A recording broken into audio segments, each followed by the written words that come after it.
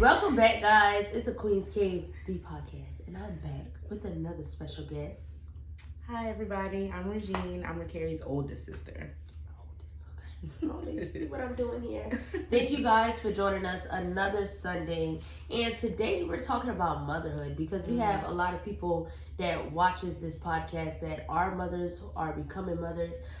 So we just want to talk about that journey with you. Just speak about that journey, the different challenges on becoming a mother. Because I ain't a mother yet. I got a while to go. Just speak about that.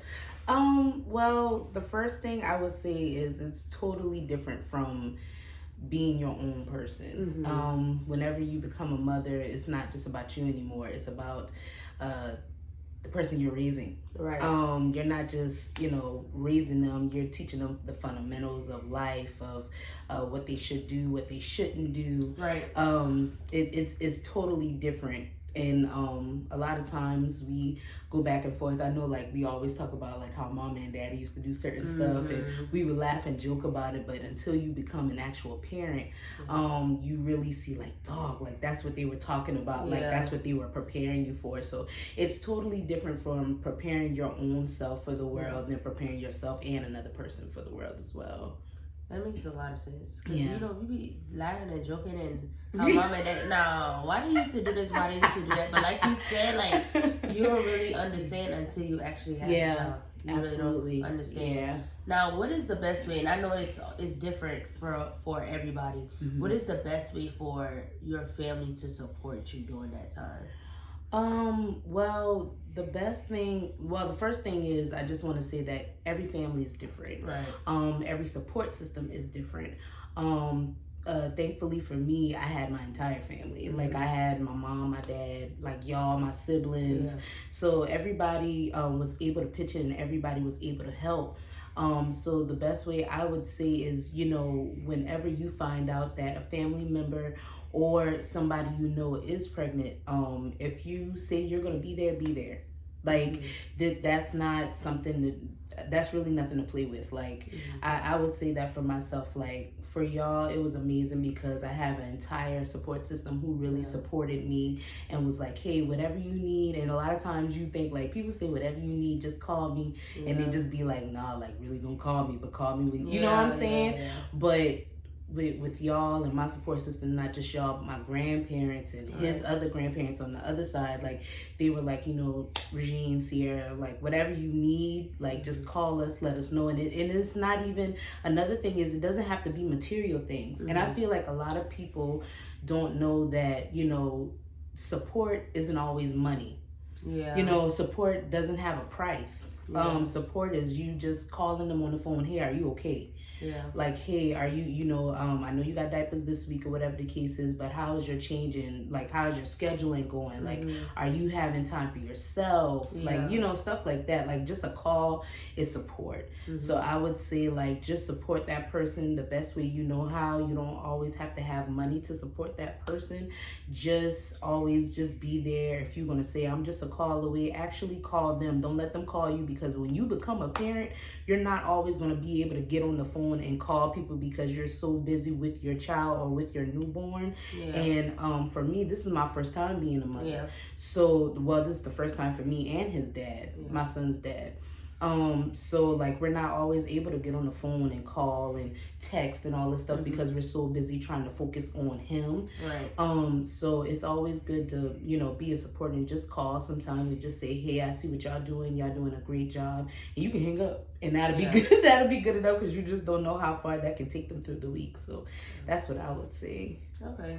Yeah, I think the biggest thing you said is showing up. Yeah. Just kind of showing being up. available. Yeah. Not all the time physically, but actually like being present, And then I remember when you first had Reese, all of us were excited about Reese. We were like, oh, Reese. I used to call you, I'm here to talk about Reese. Right. And I remember one time he's like, this ain't Reese phone. You can call and check on me. But that kind of checked me, be like, hold on now. At the end of the day, how are you doing? Right. Like, I understand we excited about Reese. I understand, like, this your first time. This my first nephew. Right. Like, I be calling other people, like, kids nephew, but this is my actual blood. Yeah, like, blood nephew. So you got to kind of check on you as well, whoever the person Right. may be, not only the baby. Because remember, you had a sister before you had a nephew. Yeah.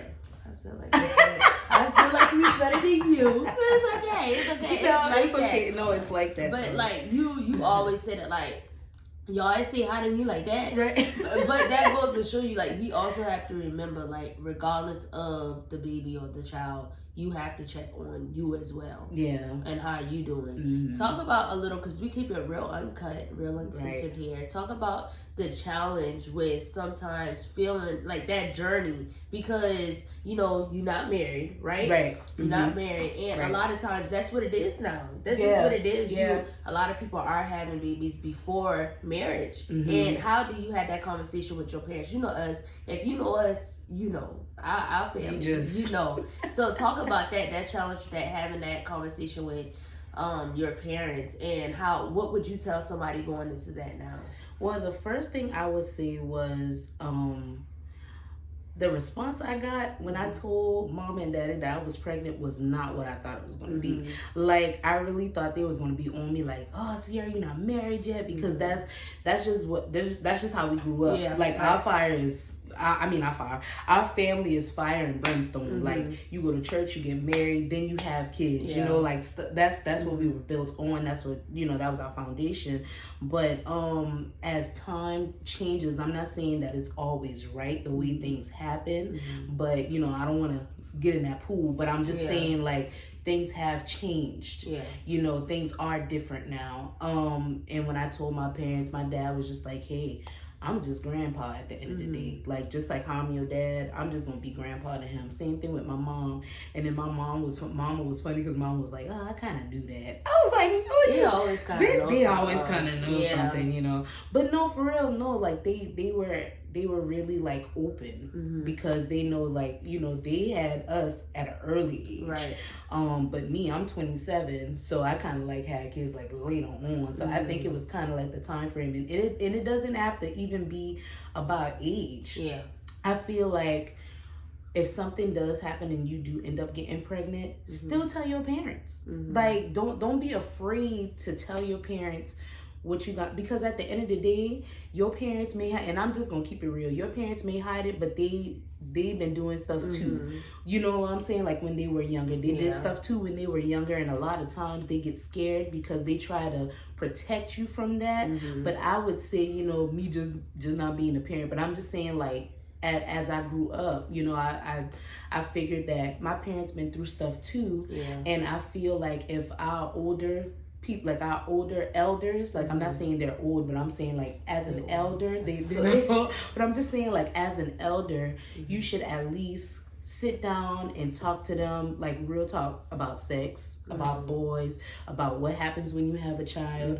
Like, they used to tell us, oh, the real work start when they come, but they don't really tell you what it is. Like, hey, like, every 2 hours you gonna be getting up. You know what I'm saying? It's not just gonna be you, it's gonna be you and him. You gonna be losing your sleep. You gonna be sleep deprived. You know what I'm saying? So, like, I really feel like when you do tell your parents, just tell them, hey, what is it that I need to know? Don't say, well, you'll know when you have your own baby. Like, no, like, tell me what I'm really about to get myself into, because at the end of the day, things happen, and only God creates life. And if it wasn't meant to be for you to have a child, God wouldn't have given you a child in the first place. You know what I'm saying? So, and there's a lot of people out here that can't have kids.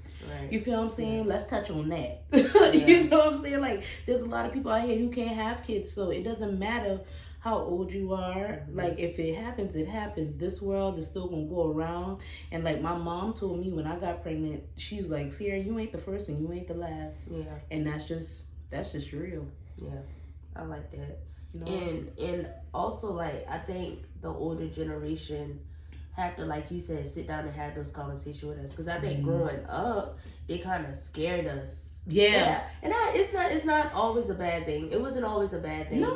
Because it helped us to see, okay, I know I have to have my everything Stuff together before I make that step. So it wasn't bad that they kind of scared us. But I think they have to do a better job of having those conversations with us. Because at the end of the day, you're never going to be ready to have a child. I don't care how old you are, how young you are. Like, you're not, like, some people be like, oh, you're not ready. You're not, because my biggest thing with people, with me, they were like, you're not married. Like, you sing. I'm just being real, y'all. Like, everybody know that I sing. Everybody know I'm in church and stuff like that. You know what I'm saying? So the biggest challenge for me was like, oh, you singing, you in front of the church, and you got pregnant. Yeah. You know what I'm saying? And you're not married yet and stuff and like that. And your granddaddy. And your granddaddy a pastor. And your mom is a licentiate. And your granddaddy, everybody play, you know, everybody, and, you know, all your whole family ministers and preachers and stuff. And you really just, you know what I'm saying? And at the end of the day, and that's what scared me. Like, and a lot of times I felt like I was less of a person because I was out here, you know, just living my life, and then I got pregnant, and now it's like the world sees me as, oh, if she having kids, then whatever, you know what I'm saying? Because that's just how people are. That's a whole nother story for a whole nother day. Yeah. But still, like, you know, that makes you feel degraded because, you know, you have this whole thing in front of you, and you have your whole life in front of you, and people make it seem like, you know, you too young to have a child, and this, that, and the third. But at the end of the day, I was just like, you know, I'm still human. Yeah. You know what I'm saying? Like, I still have a life to live, and now that my son is here, I love my son, and I'll do anything for him.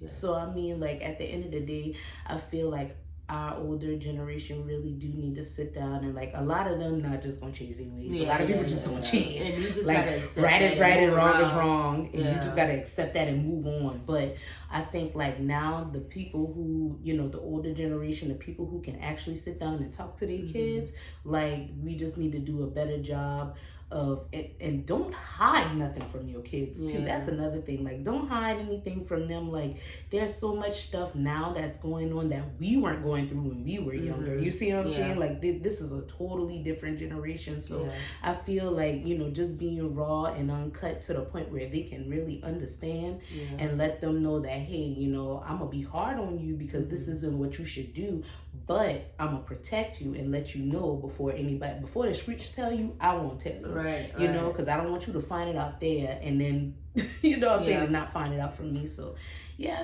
I think that's the biggest thing. Just and being I think open. too, like, our parents might have hide stuff because they don't want us to do the same thing. They did. So they kind of make it seem like, oh, we didn't do this or we didn't.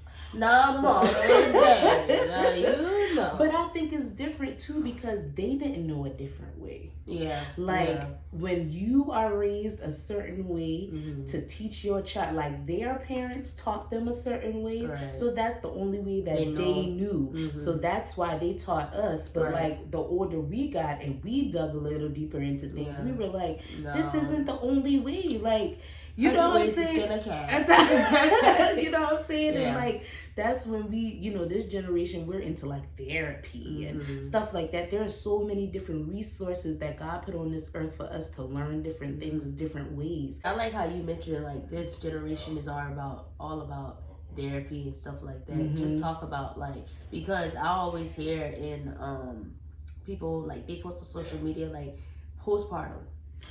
Whew. I don't know nothing about that. I've heard stories from you. I heard stories from other people just going through that. How did you come up out of that? Not come up out of that because I don't know the right term, the language for it. But just talk about a little about that journey and how those challenges and what you would tell other people going through that now. Well, the first thing I would say is like how I've been saying this whole podcast, like different strokes for different folks. Some people are different. Some people, they go through postpartum for a couple of months. Some people go through postpartum for a couple of years. Me, I went through postpartum maybe for about a year and a half. And Gabe just now turned 2. So y'all do the math on that. And I think it was a lot of me just, you know, this is my first time with everything. So it was like, I had to really learn, like, not just, I like my son, like I was mommy. And I really was in my mind, I was just like, okay, I want to be the best mom. I want to do this. I'm just a mom. Like, I got to do this, I got to do that, and this, that, and the third, and blase. And then like, I think I hit rock bottom one night. I hit rock bottom. Like, I felt like I knew his entire schedule. Like, I was just like, oh, he go to bed this time, I feed him this time. And I'm talking about like only getting 2 to 3 hours of sleep a day. Like, I was like, I know his schedule, I know this and I know that.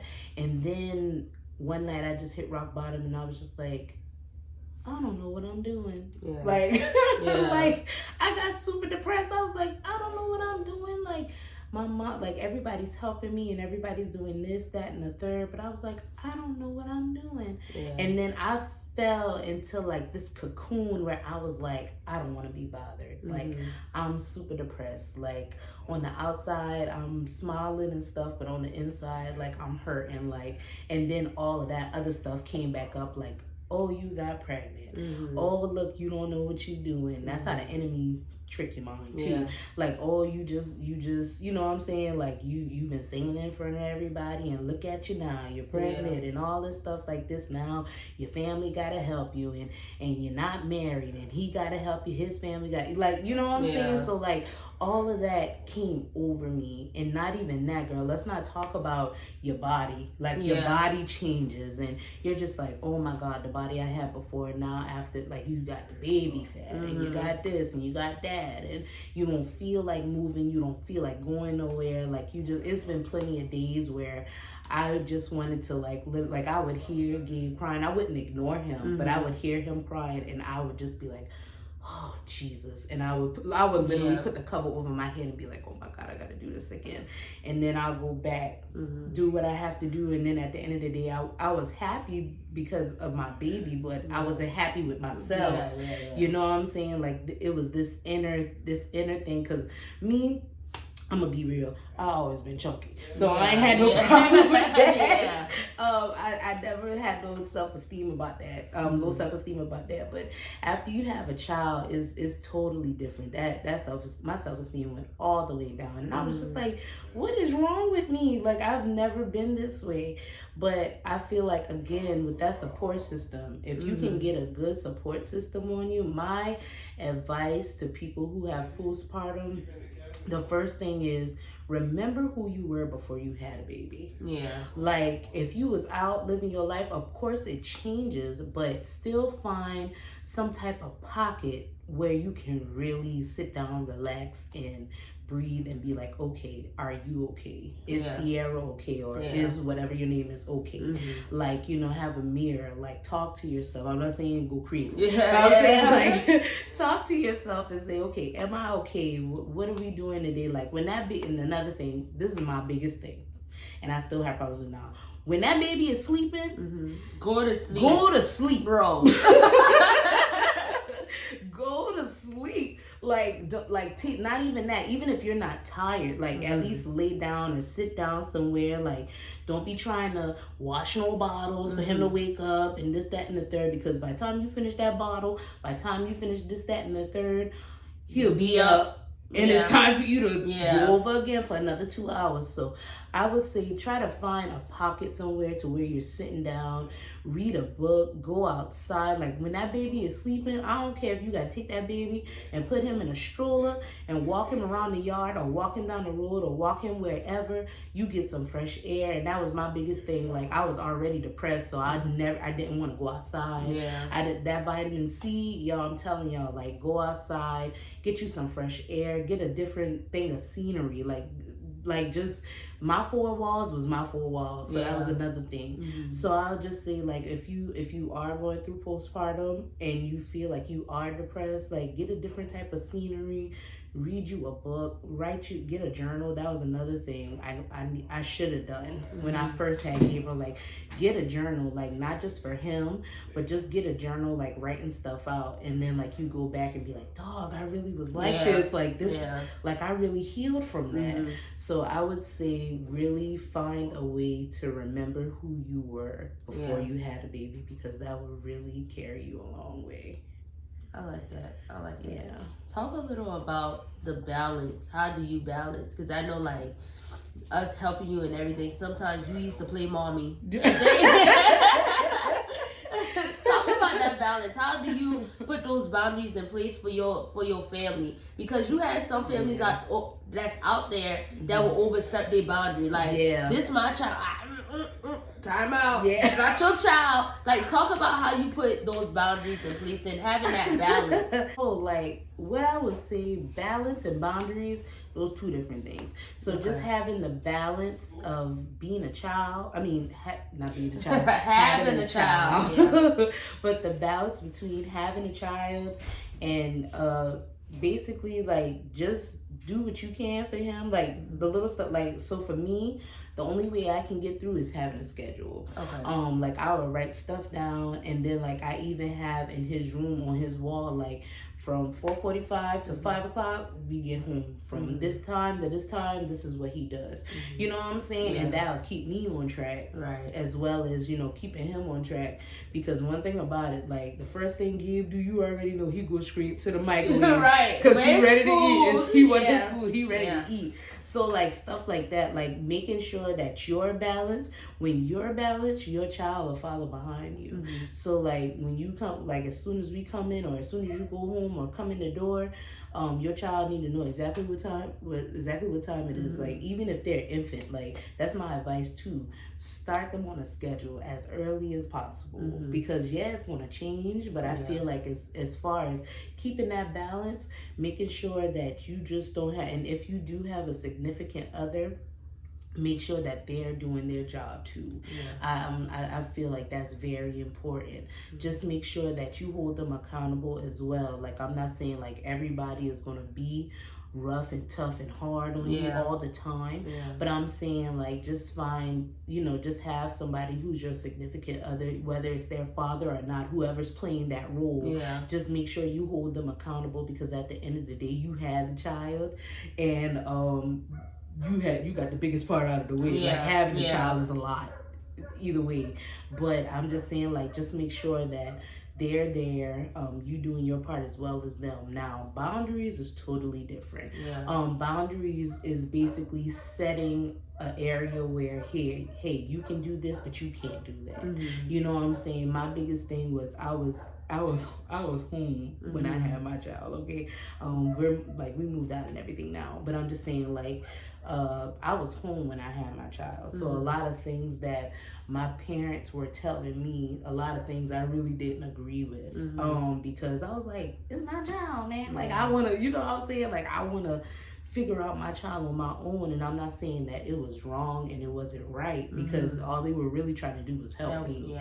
You know what I'm saying? So when you have somebody there to actually help you, you take the advice, but I feel like there's a certain boundary that goes around what you want for your child and what they want for your child, because they're your parents, or just because they're your family, they feel like they know what's best for your child. Try to cycle with and then, like, you know, with my parents, it was like, we raised all four of y'all. We know how to raise kids, which is very true, because they did. Like, 4 kids were awesome people. But I'm just saying, like, you know, with you having your baby, you know your baby, you know your child, you know what I'm saying? It doesn't matter if they're 2 years old or 22 years old, you know your baby and you know your child. So just set the boundaries, and not just for your family, but for other people. Like, don't be having all kind of people in your house talking to your baby and holding your baby and all kind of stuff, because I really believe that spirits travel. They do. Energy travels. You feel what I'm saying? So my biggest thing is, hey, if you trust that person, I feel like the thing with me, my heart gotta tell me that I should trust that person with my child. Like even in church, like all kind of people don't be going my baby. No, can he sit by? Can he? No. Like, and that's not to be cruel or mean. It's just that if I don't trust you, I don't trust you. You know what I'm saying? Like, I have a boundary set for myself. You know what I'm saying? And that should be respected. Like, I have a boundary for myself of where my child should and shouldn't go. You know, even when he gets older, when he start having friends and stuff, you know how mom used to say, that person ain't good for you now. But I'm just saying. And we used to be like, a lot of times we used to be like, nah, why she say that? Why should I? But parents can see, like, they really can. And it's so not funny. Till you get older, till you be like, it. You be like, that she ain't right. She ain't right. Seriously.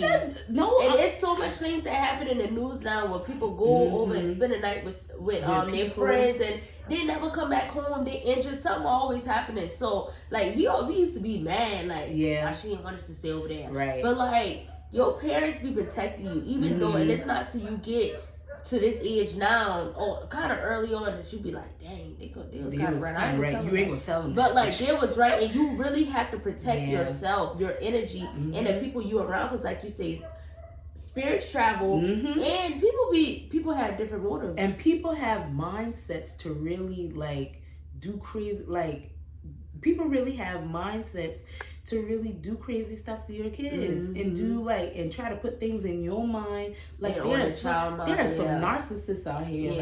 Like there's people that are really crazy in this day and age. Like before it was like it take a village to raise a child and everybody knew everybody and it was, you know what I'm saying? But now it's like you gotta protect yourself, you gotta protect your child or children, and all kind of, and that's what my daddy said, don't let all kind of people in and out of your house because you don't know what people, you know what I'm saying? True. And that's so true. Like just have a boundary of what you know, who you know, and a lot of times you don't want to be like you.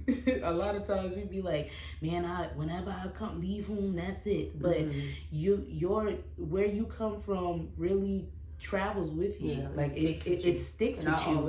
It stays with you. Like when I left, it felt so weird because everybody knows like I never left home. Like I went to school and everything, but I was still home. Right. And this is my first time actually moving out because I'm engaged now and I have Gabe and we get married and all that stuff. So it was different. But now that I have my own place, in my mind I'm just like, dog, home really follows me. And like I'm still, you know, doing like how we used to be arguing and stuff about the dishes being clean and the house being clean and the floor being swept every single day. Like every single day, me and my fiance, we clean, we sweep, because so that's where we came from. Right. You know what I'm saying? Like that's our roots. And it was different because I was just like, dog, this is what mom and daddy been talking about. I ain't gonna tell them that, but you know, this is what they've been talking about. So again, with the boundaries, just make sure that you protect your peace, you protect your children, your child, you protect your significant other, and make sure that y'all got each other back.